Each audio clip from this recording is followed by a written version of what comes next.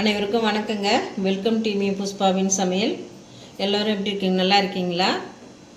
இப்போ மீனை வச்சு ஒரு ரெசிபி செய்ய போகிறேங்க. இது காணாங்கத்தா மீன். இது மீன் மசாலா கடையில் செய்ய போகிறேங்க. மீனை க்ளீன் பண்ணின்னு வந்துடலாம். வாங்க எப்படி செய்யுதுன்னு பார்க்கலாம். மீனை க்ளீன் பண்ணின்னு வந்தாச்சுங்க. நல்லா சுத்தமாக 2 துண்டாக போட்டு க்ளீன் பண்ணி வந்துட்டேன்.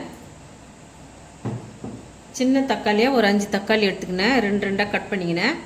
ஒரு 2 வெங்காயம் இந்த மாதிரி பெருசு பெருசாக கட் பண்ணி போட்டுக்கலாம். புளி ஒரு நெல்லிக்காய் அளவு தண்ணியில் ஊற வச்சுருக்கிறேன். ஃபஸ்ட்டு தண்ணியில் திக்காக கரைச்சி புளி தண்ணி எடுத்துக்கலாம். சட்டி நல்லா காஞ்சதுங்க. இப்போ எண்ணெய் ஊற்றிக்கிறேன். 1 ஸ்பூன் கடுகு போட்டுக்கிறேன். கடுகு பொரிஞ்சுதுங்க. ஒரு கைப்பிடி அளவு கருவேப்பிலை போட்டுக்கிறேன். கருவேப்பிலை நல்லா பொரிஞ்சிடுதுங்க. இப்போ வெங்காயத்தை போட்டுக்கிறேன். வெங்காயம் பாதி வதங்கிடுதுங்க. இப்போ தக்காளி போட்டுக்கிறேன். மஞ்சள் பொடி ஒரு 1/2 ஸ்பூன் போட்டுக்கலாம். தேவையான அளவு சால்ட்டு போட்டுக்கிறேன். ஒரு 2 பச்சை மிளகாய் 2 உடச்சி போட்டுக்கலாம்.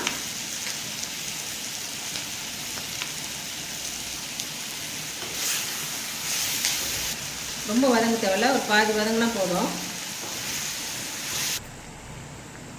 தக்காளி வெங்காயமும் நல்லா வெந்ததுங்க. இந்த தக்காளி தண்ணியிலேயே வெங்காயமும் தக்காளி வெந்துடுது. மிளகாய் தூள் 1 ஸ்பூன் போட்டுக்கிறேன். பருப்பு பொடி ஒரு 1/2 ஸ்பூன் போட்டுக்கிறேங்க. ஸ்டவ் சிம்மில் வச்சுட்டு மொத்தலையே கடைஞ்சிடலாங்க.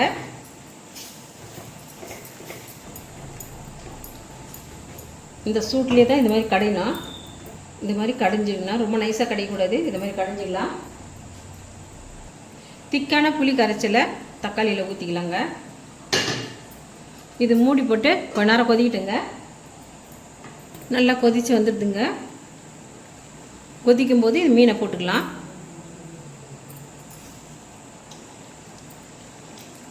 ரெண்டாவது புளி கரைச்சலை ஊற்றிக்கலாங்க. உப்பு காரெல்லாம் கரெக்டாக இருக்குதான்னு பார்த்துங்க. இப்போவே குழம்பு நல்லா கொதிச்சிடுதுங்க. தாளிப்பு கரண்டியில் எண்ணெய் ஊற்றிக்கிறேன். ஒரு 1/4 ஸ்பூன் வெந்தயம் போட்டுக்கிறேன். எண்ணெயில் வெந்தயம் நல்லா பொரிஞ்சுதுங்க. சோம்பு ஒரு 1/4 ஸ்பூன் போட்டுக்கிறேன். ஒரு 2 கருவேப்பிலை,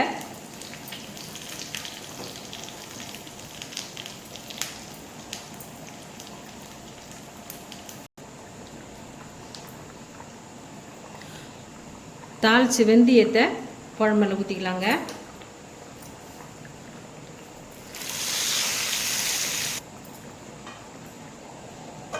அப்படியே மூடி ஒரு 2 நிமிஷம் அப்படியே கொதிக்கிட்டோம். கட் பண்ணி வச்சுக்கிறேன். கொத்தமல்லி போட்டுக்கிறேன். குழம்பு நல்லா கொதித்து வந்துடுது. இப்போ ஸ்டவ் ஆஃப் பண்ணிடலாம். மீன் மசாலா கடையில் ரெடி ஆகிடுதுங்க.